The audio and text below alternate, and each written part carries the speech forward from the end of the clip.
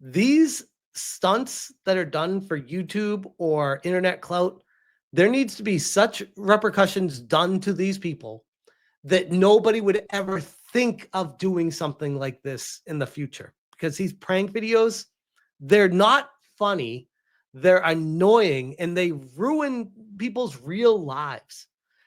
This comes to us from Dexerto.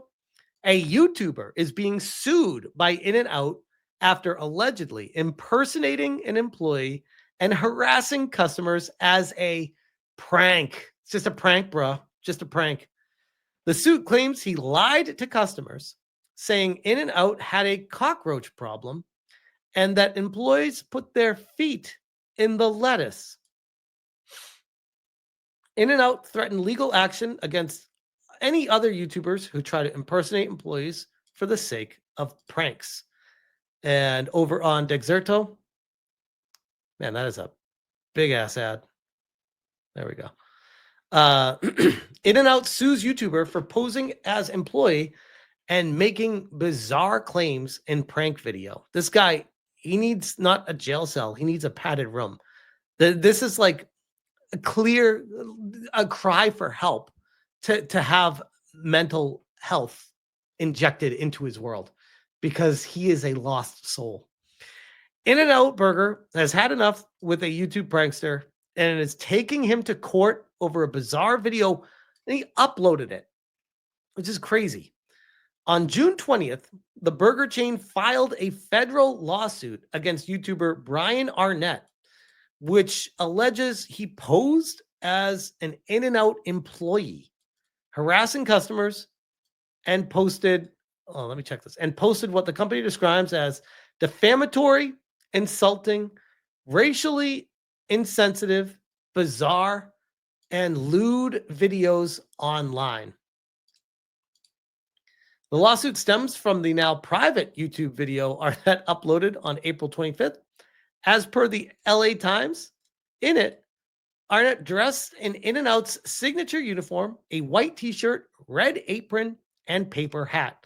He then pretended to work the drive-thru at multiple locations while they were closed for Easter Sunday. Wait, how did he get in? During the prank, Arnett gave out fake menus, filmed unsuspecting customers without consent, and made disturbing comments, the lawsuit says. According to court documents, he falsely claimed In-N-Out's food contained cockroaches and condoms, and that the employees put their feet in the lettuce. One TikTok clip, Arnett staged a fake cockroach discovery, telling viewers that the restaurant had a pretty bad cockroach problem.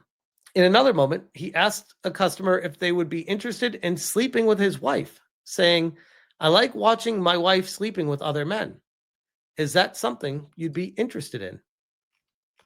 Which, again, mental health is definitely necessary for this dude because, yikes. Now, this is one of those channels that I don't understand.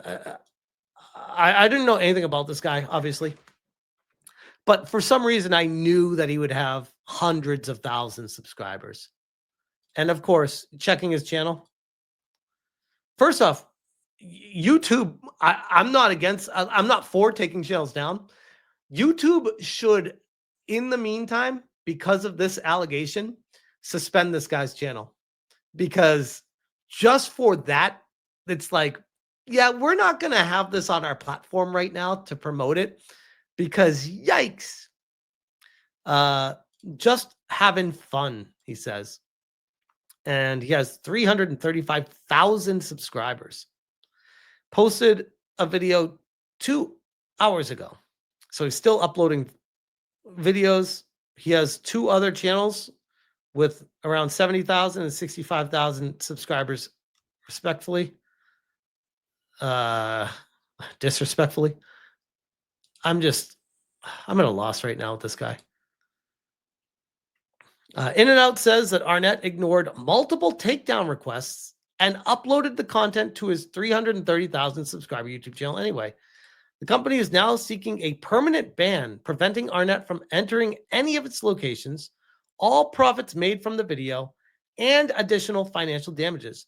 They, not just that, they should take this guy for everything he's worth and also force him to go to mental rehab, because that ain't normal. That ain't normal. Babo says that's a bad take, Smash. You want your account suspended over Mercante's allegations? No, I understand that. As I was saying it, I was thinking, oh, this could be a slippery slope. So I get that, but this is one of those. It's a really. He uploaded it. The evidence is there. It's obvious. Like it's not one of those situations where, oh, I'm claiming that someone did this. There's no proof of it. I'm just claiming it, or I'm pointing at those videos and saying that's it, but it's up for ambiguous discussion. Like this is he literally posted a video doing this stuff. I feel like there's a big discrepancy between the two things. But I understand your point, because there is this thing called a slippery slope where once YouTube starts doing that kind of stuff, then it opens the door for more of it. And that is something I need to keep in mind. But at the same time, again, very distinct differences where he did this on film actively, purposefully, with reckless disregard, as opposed to someone saying, oh, my feelings are hurt because he talked about me. It's like, no, that's not the same thing. By filing this lawsuit, we are putting all such individuals on notice that In-N-Out Burger will aggressively pursue all legal rights against these individuals going forward, company's chief legal and business officer, Arnie Wensinger, said in a statement. In a now deleted follow-up video, Arnett acknowledged he may have crossed the line. Well, that's another reason he's telling YouTube that he went too far. Saying, when I went out and filmed the video, I kind of knew what kind of waters I was stepping into. I knew I was teetering, and I was kind of teetering the line a little bit, pushing my luck. As for the lawsuit, the YouTuber said, it'll probably be annoying or whatever, but whatever's going to happen is going to happen. That sounds like someone that doesn't give two shits about the consequences. That's someone that's just reckless disregard, and they're going to do it again as soon as they get slapped on the wrist. This is what these types of people are so used to for the past 4 years, where it's like, yeah, did some crazy shit, slap me on the wrist, put me back out there, let me go do it again. Like real consequences starting to happen, and actions taken against these people, countering what they're doing in line with how aggressive they were against the company, to make them say, yeah, that was really dumb. I was young and stupid. Definitely never going to do that again. And definitely not going to do any of that kind of stuff on my channel again. And I'm going to reevaluate everything I do, as opposed to, whatever happens, happens. It's going to happen. For a guy that dressed up as an In-N-Out Burger employee. And apparently, maybe he wasn't inside it. Maybe he was outside with like one of those electronic keyboards that they have, or the iPads where they take the orders at the drive-thru. That's probably what he was doing, where they were closed. And that being the case, again, massive yikes. This is the original story from the LA Times. In-N-Out sues YouTuber over fake employee prank video. And my goodness, I am very curious to see what type of action is taken by the court system against him here. Because it was filed on June 20th, which means it's probably not going to get anywhere for at least 6 to 8 months. So we're talking early 2026 before we hear any updates on this, most likely. Arnett posed as an In-N-Out employee at multiple Southern California locations while the chain's restaurants were closed for Easter Sunday. Wearing the signature uniform, white t-shirt, red apron, and paper hat, pretended to take drive-thru orders from unsuspecting customers. The video showed him offering fake menus, making inappropriate comments, and asking uncomfortable personal questions. Like, I think he thought he was being original with this, but how cringe and unoriginal can you be? That's awful. There's like livelihoods involved with this. People work at these places. Unsuspecting customers being filmed without approval and then showing up and being embarrassed.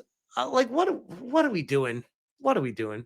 But yeah, it does bring up, I think, a very interesting dynamic of what should YouTube be allowed to do? Which is a question I didn't really think too much about going into this.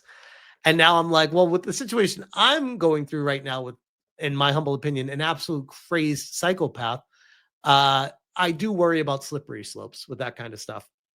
It makes me so angry when I see this kind of stuff where I'm just like, there needs to be stuff that stops this from happening. But yeah, you're right. As soon as you start putting those stops in place, then the people that are putting the stops in place being like, oh, how far can we push these stops? It's crazy. It's crazy.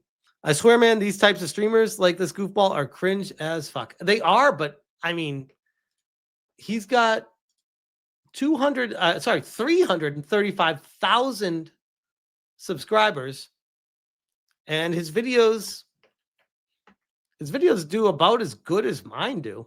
In fact, I'd argue many of my videos do a lot better than his. So, yeah,